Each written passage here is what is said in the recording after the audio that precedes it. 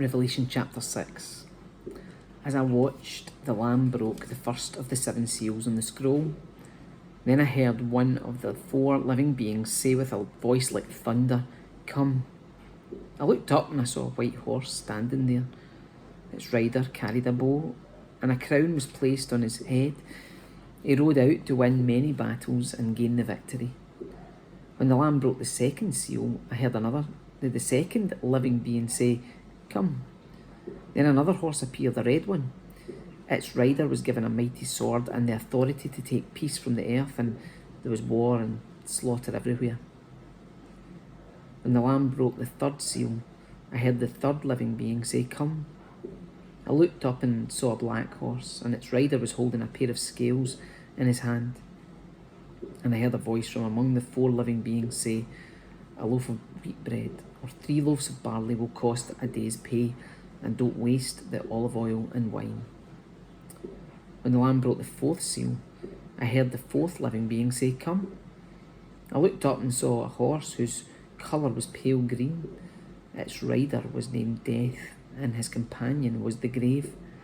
These 2 were given authority over 1/4 of the earth to kill with the sword and famine and disease and wild animals.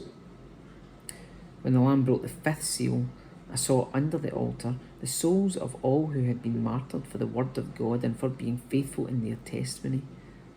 They shouted to the Lord and said, "O sovereign Lord, holy and true, how long before you judge the people who belong to this world and avenge our blood for what they have done to us?" Then a white robe was given to each of them, and they were told to rest a little longer until the full number of their brothers and sisters, their fellow servants of Jesus who were to be martyred, had joined them. I watched as the Lamb broke the 6th seal, and there was a great earthquake. The sun became as dark as black cloth, and the moon became as red as blood. Then the stars of the sky fell to the earth like green figs falling from a tree shaken by a strong wind. The sky was rolled up like a scroll, and all of the mountains and islands were moved from their places. Then everyone, the kings of the earth, the rulers, the generals, the wealthy, the powerful, and every slave and free person, all hid themselves in the caves and among the rocks of the mountains. And they cried to the mountains and the rocks, "Fall on us, and hide us from the face of the one who sits on the throne and from the wrath of the Lamb.